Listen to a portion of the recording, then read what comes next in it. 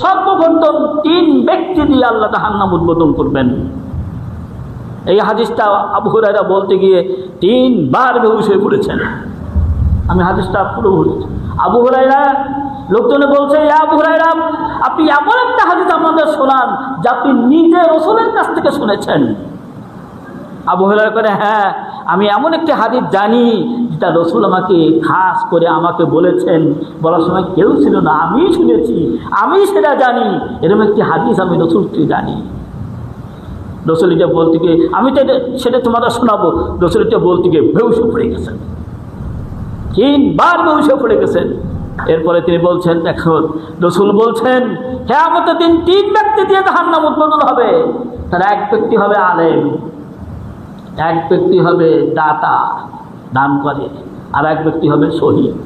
এই 3 ব্যক্তি দিয়ে আল্লাহ জাহান্নাম উদ্বোধন করবেন। আগেই 3 জনকে জাহান্নামে দিবেন। আলেমকে বলবেন, আল্লাহ পাক বলবেন, ওহে আলেম, তোমাকে আমি যে ইলম দিয়েছিলাম, তুমি যে কোরআন হাদিস জানছিলে, তুমি এটা কতটুকু আমল করেছো, কতটুকু প্রচার করেছো? মানে হ্যাঁ, আপনি আমাদের শিক্ষার তৌফিক দিয়েছিলেন, আমি হাফেজ হয়েছিলাম, মাওলানা হয়েছিলাম, আমি মানুষকে এগুলো শিক্ষা দিয়েছি, খুতবা দিয়েছি, বলেছি, মানুষকে দাওয়াত দিয়েছি, নিজেও আমল করেছি। আল্লাহ বলবেন, হ্যাঁ তুমি করেছো, আমি জানি। আল্লাহ জানে না? ইন্নাহু আলিমুম বিযাতিস সুদূর। আমার মনে কি আছে, আপনার মনে কি আছে, কেউ জানে না। জানে কিনা? আল্লাহ পাক রব্বুল আলামিন জানে। আল্লাহ বলতে, হ্যাঁ আমি সবই জানি। আলেম, তুমি এটা প্রচার করেছো, তুমি আমল করেছো, কিন্তু তোমার পিছনে নিয়ত ছিল না আমি আলেম হব, লোকেরা আমারে হাফেজ বলবে, লোকেরা আমারে মাওলানা বলবে। তুমি মানুষের সন্তুষ্টির জন্য করেছিলে। আমি এই কথাটা বললে মানুষ খুশি হবে, এই কথা বললে কমিটির লোক বেজার হবে, এ কথা বলবো না, এই কথা বললে কমিটির লোক অসন্তুষ্ট হবে, এই কথা বলবো না। তুমি জানিও কমিটিকে খুশি করার জন্যে, মানুষকে খুশি করার জন্য তুমি হক কথা জানিও বলো নাই, হক কথা জানিও পছন্দ নাই। কাজেই ফাউল কিয়া ফিন্নার, তোমার আমল হাবা মানসুরা, তোমার সমস্ত আমল মাটি হয়ে গেছে। এ আমলে কোনো একটা লিখি নেই, সব নষ্ট হয়ে গিয়েছে, তোমার স্থান জাহান্নাম। এই বলে পায়ের ঝুঁটি, এক বড় হচ্ছে মাথার চুলের ঝুঁটি, ধরে তাকে জাহান্নামে নিক্ষেপ করে ফেলা হবে। দ্বিতীয় ব্যক্তিকে বলা হবে, হে আমার বান্দা, তোমাকে আমি ধন সম্পদ দিয়েছিলাম দুনিয়াতে, এ সম্পদ কিভাবে তুমি তা খরচ করেছো? বলে, আল্লাহ তুমি আমাকে সম্পদ দিয়েছিলে, আমি তা সদকা করেছি, দান করেছি, মানুষকে উপকার করেছি। আল্লাহ বলে, হ্যাঁ তুমি করেছ বান্দা, কিন্তু তোমার করার পিছনে তোমার রিয়া ছিল, তোমার নিয়ত ছিল খারাপ, তোমার মনের মধ্যে এই নিয়ত ছিল যে আমি এই মাহফিলে এত টাকা দান করবো, লোকেরা আমাকে দানবীর বলবে, আমি এখানে এত টাকা বলবো, লোকেরা আমাকে বাহবা দিবে।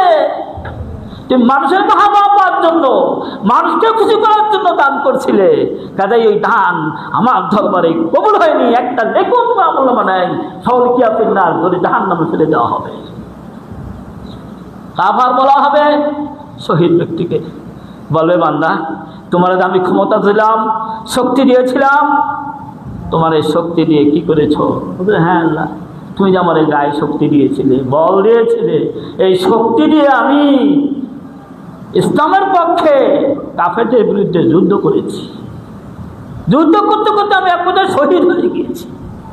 আল্লাহ বলবে, বান্দা তুমি যুদ্ধ করেছ সবই আমি জানি রে বান্দা, তুমি শহীদ হয়েছ তাও আমি জানি বান্দা, কিন্তু তোমার শহীদ হওয়ার পিছনে, যুদ্ধ করার পিছনে তোমার এই নিয়ত ছিল যে আমি যুদ্ধ করব, লোকেরা আমাকে শহীদ বলবে।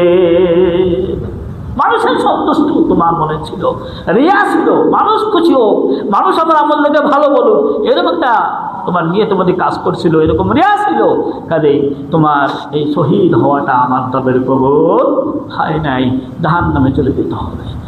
এই জন্য ভাই, সবাইকে আমি আহ্বান জানাচ্ছি, আল্লাহ পাকের বিধান, আল্লাহ পাকের বাধা ছিল, তাই আপনার এখানে আসার সুযোগ হয়েছে, একটা খুতবা দেওয়ার সুযোগ হয়েছে। বলে যাচ্ছি ভাই, আমল করেন, নামাজ পড়েন, রোজা করেন, দান করেন, সত্য করেন, কোরআন পড়েন, তাই করেন, যদি আল্লাহর সন্তুষ্ট সেখানে না থাকে, আপনি কোরআন পড়েও জাহান্নামে যাবেন, নামাজ পড়ো জাহান্নামে যাবেন, দান করো নামাজ পড়ে যাবেন, মসজিদ বানিয়ে জাহান্নামে যেতে হবে, মসজিদের ইমাম হয়ে জাহান্নামে যেতে হবে, মসজিদের খতিব হয়ে জাহান্নামে যেতে হবে, মসজিদের সমস্ত কাজকাম করে জাহান্নামে যেতে হবে, যদি সেখানে নিয়ত আল্লাহ সন্তুষ্ট না থাকে। যদি মনে মধ্যে থাকে আমি মসজিদের কমিটি, আমি একটু ভালো কাজ করলে লোকেরা ভালো বলবে, তাহলে শেষ। আপনি নামাজ পড়তেছি, একটা লোক পাশে আছে, সুন্দর করে নামাজ, লোকটা দেখতেছে, লোকটা যেন বলে যে এই লোকটা ভালো গায়ে নামাজ পড়তেছে, সব ধ্বংস হয়ে গেল, সব ধ্বংস হয়ে গেল। আল্লাহ বলেন সবচাইতে আমার উম্মতের কঠিন অবস্থা হচ্ছে রিয়া। অন্ধকার রাত্রে কালো পিঁপড়া, রসুলের কথা এটা আমি বাকি বলছি না, অন্ধকার রাত্রে কালো পিঁপড়া যদি তোমার জামার মধ্যে থেকে ভিতরে ঢুকে যায়, যেমনি তুমি কিচ্ছু টের পাও না, ঠিক এমন একটা অবস্থা হবে আমার উম্মতের মধ্যে। এইভাবে রিয়া ঢুকে যাবে, শিরিক করে ফেলবে মানুষ, আমল নষ্ট হয়ে যাবে। আজকে খুতবায় আমি আপনাদেরকে বলতে যাচ্ছি যে দেখেন, যাই কিছু করি আমার মূলের নিয়তটা যেন শুদ্ধ হয়, নিয়তটা যেন শুদ্ধ হয়, যেন আমার প্রত্যেকটা আমলের পেছনে এই নিয়ত থাকে, আমি আমলটা করছি কাকে সন্তুষ্ট করার জন্যে? আল্লাহকে সন্তুষ্ট করার জন্য।